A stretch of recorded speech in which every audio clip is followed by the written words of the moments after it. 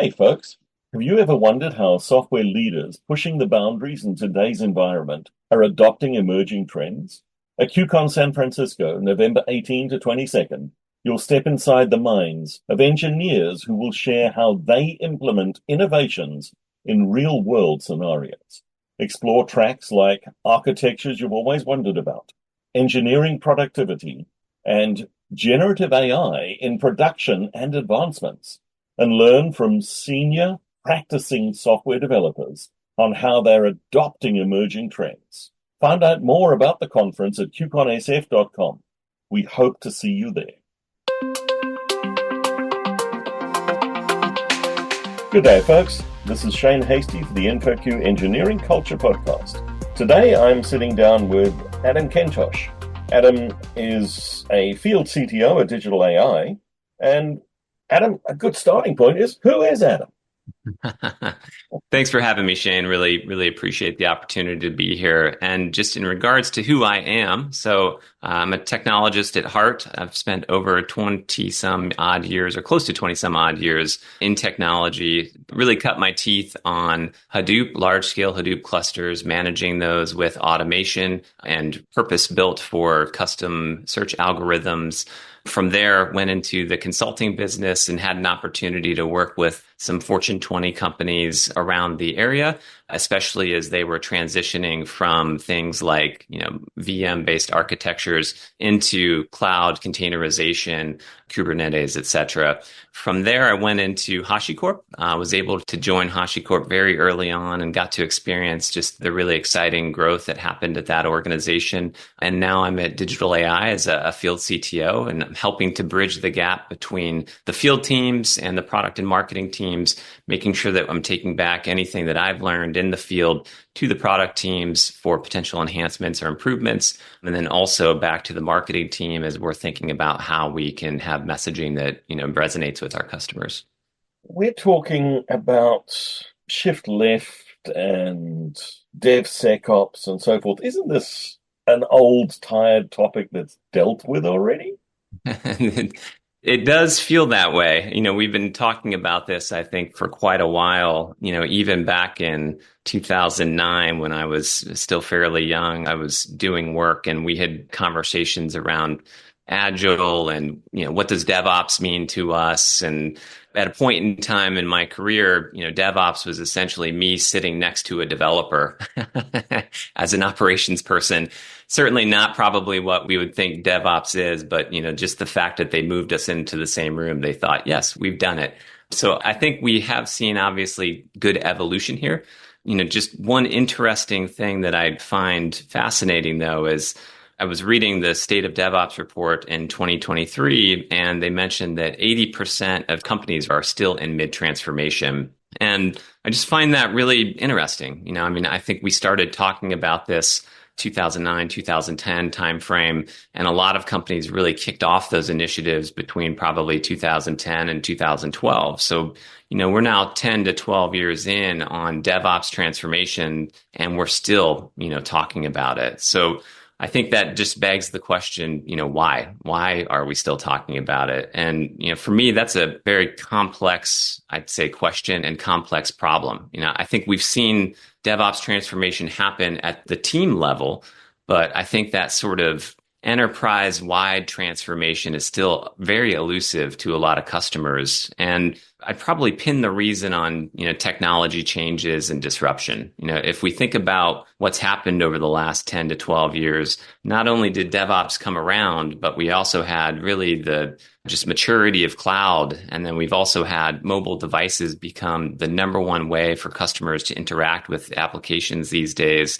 And so in that sort of situation, I think that we offered up, some autonomy to teams, and we said, hey, go pick your tools, figure out how to take advantage of cloud, go pick your tools, figure out how to create a mobile application. And with that, we gave them what we would consider a DevOps team. And, we paired dev teams with operations teams. And we said, go forth and conquer on the technology that you choose.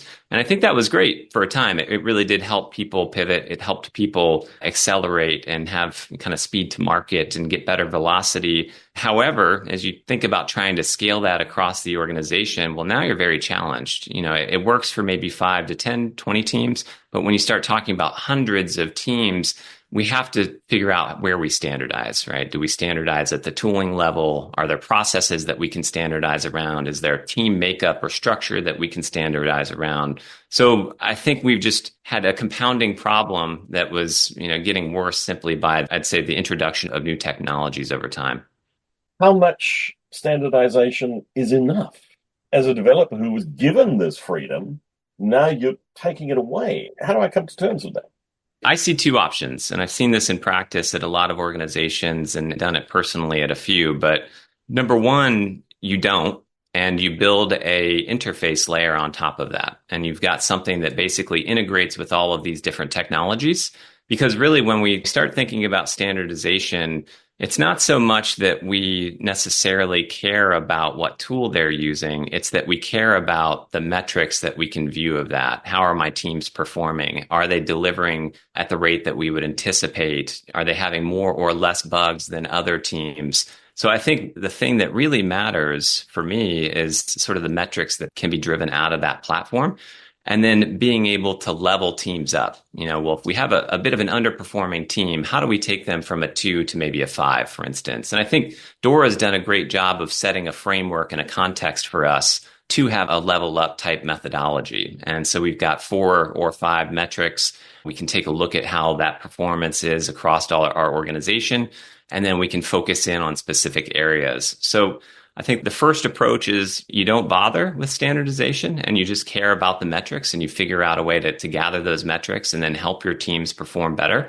I think the second approach is probably what we're seeing materialize as something like platform engineering, where, hey, let's create developer-oriented tooling. Let's create standard interfaces and APIs that can be leveraged so that we can obviously make things either more productive or we can reduce just some toil from a developer standpoint. So I feel like either one of those are viable options in many cases, though certainly I think as a business, there's probably more viability in getting some level of tool standardization. Even they still have to operate as a business. They have contracts that they have to worry about. There's, a lot of negotiation and renewals and things that happen to enable those contracts. So from their perspective, if we can get it down to a reasonable amount of tool set that does get the job done, I think there's probably usefulness in that.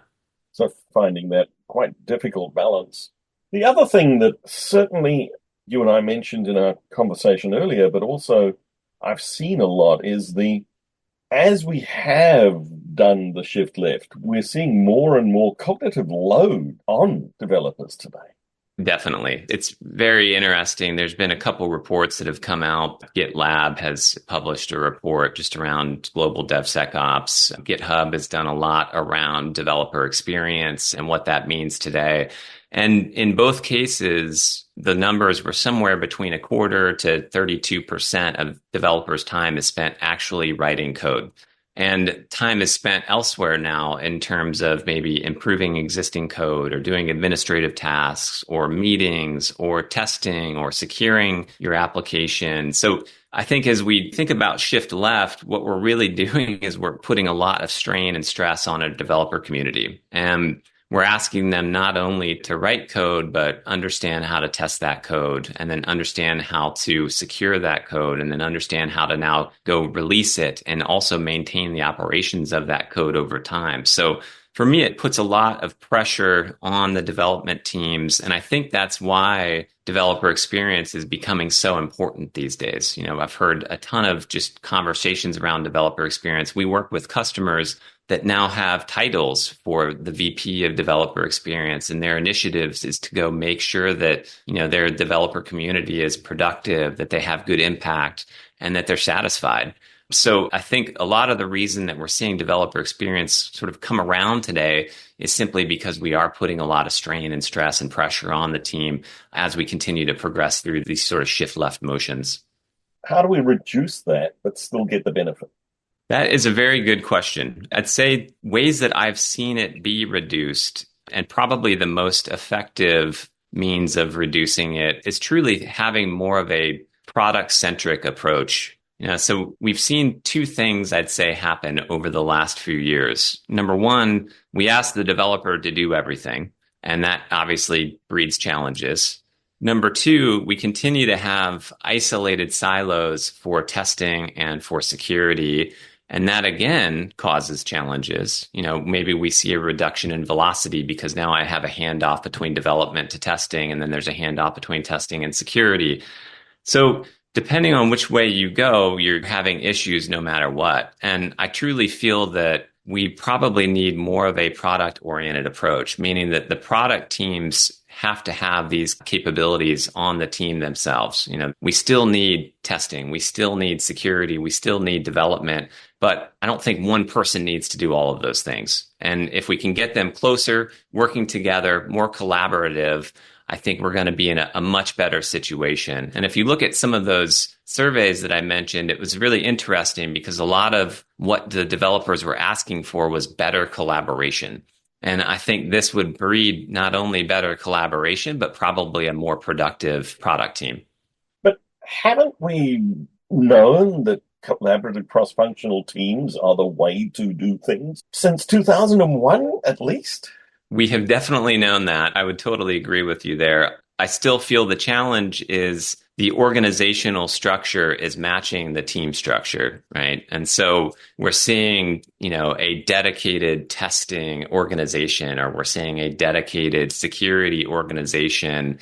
And now we run into the people process aspect of our challenge, right? Where people don't want to maybe give up control of the teams that they're working with. And so the idea of blending teams means that we have organizational changes that must take place. And that, I think, is probably what's restricting or limiting, I think, this type of approach. And so inevitably, we get in the situation where, like I said earlier, we either fully shift left and we have developers owning more of that delivery, or we just continue to deal with our silos because it's almost easier than, trying to reorganize a large enterprise. What are the small nudges we can make that move us to a better developer experience? The best thing that I've seen work for nudges is really still the idea of trials, right? Targeted use cases where we can actually take a product-centric approach to a team and let them go be successful. And if they can be successful and we can validate that their numbers are, what we would anticipate, that they've got great cycle time, that their bugs in code are not there or they're infrequent, I think that gives us justification then to say, this is a working model. This is an opportunity to work together better. And it's a way that we can improve our overall performance as an organization. So for me, it's always in doing, I think in getting out there and actually trying out new models and then making sure that it's a model that can scale, so come up with some best practices and actually be able to take that back to the organization and show real results and real numbers behind it. I feel like that's probably the best way that I think we can continue to nudge.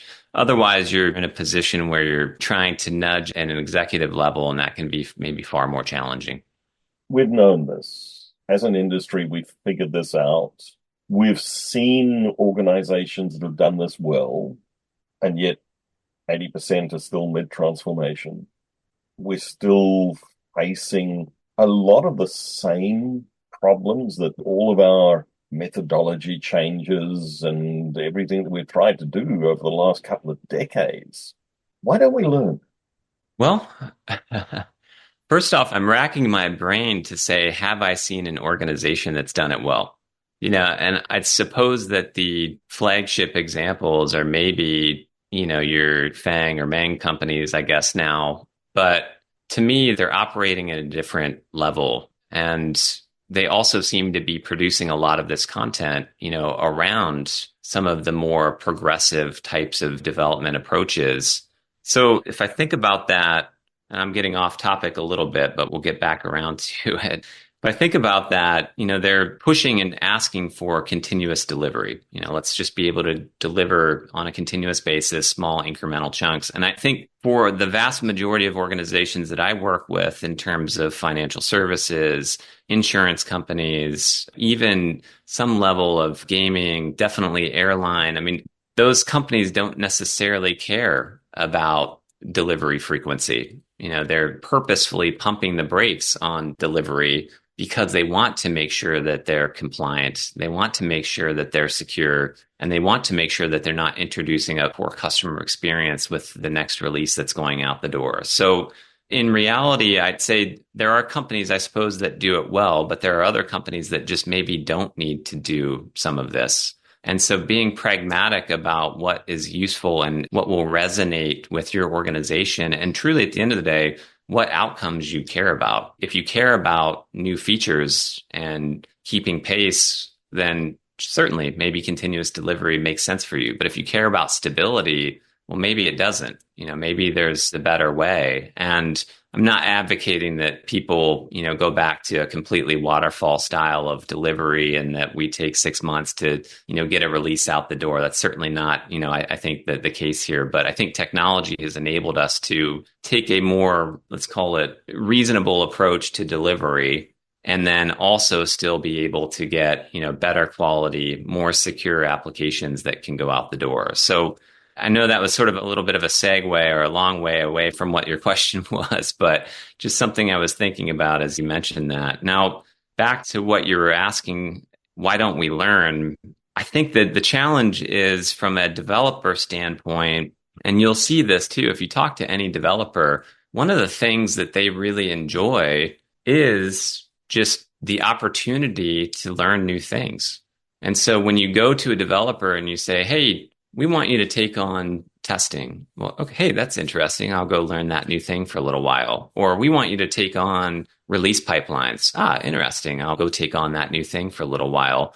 So I don't think they're shy about saying no, or I guess they're happy to say yes, rather, and say, yes, I want to go learn new things. So for me, I'm not going to pin it all on the developers, right? It's certainly not all their fault, but we're asking them to do more. We're giving them an opportunity to learn new things. That means professional development. It means new skills. That's something that they're always after. So they're just going to go do it, and they're going to solve a problem. And, I find that true for most engineers. I talk to my wife, and, she always wants to just kind of talk at me, but I always want to solve the problem that she's talking about. And so it's hard for me to stop trying to solve a problem. And sometimes I have to recognize I just need to listen. But I think that's just an engineering mindset. You're always looking to solve a problem. So maybe we run into a situation where, the problem's been identified and nobody's doing anything about it, and they just go fix it.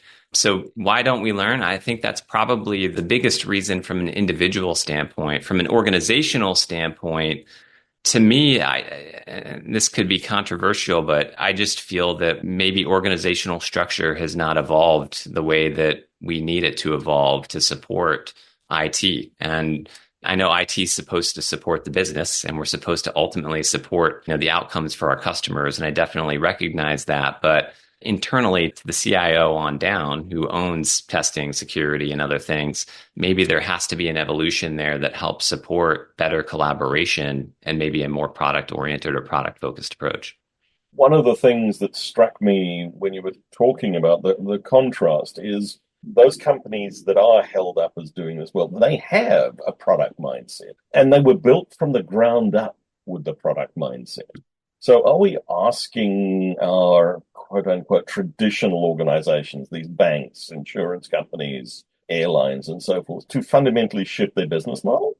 It sort of feels that way. Now, you can say that those companies are obviously wildly successful. So maybe it makes sense for them to try to shift their business model. But to your point, when you're not built that way from the ground up, there is organizational structure, of course, organizational politics that are going to come into play there. There's certainly a level of skill from a just perspective of people that are working there that you have to take into consideration. And so with that, I think that, we might be asking companies to act in an unnatural way. And, so if we're asking them to act in an unnatural way, I think that's where you get, and we've seen people get into the situation, as I've mentioned, where shift left is now the term, and DevSecOps is definitely still a term, and trying to get everybody to work together in a meaningful way without actually maybe changing who they report to or putting them on the same team truly together. So it's the way that they're trying to evolve is maybe not necessarily conducive to, the way that some of these organizations just grew up from the ground up.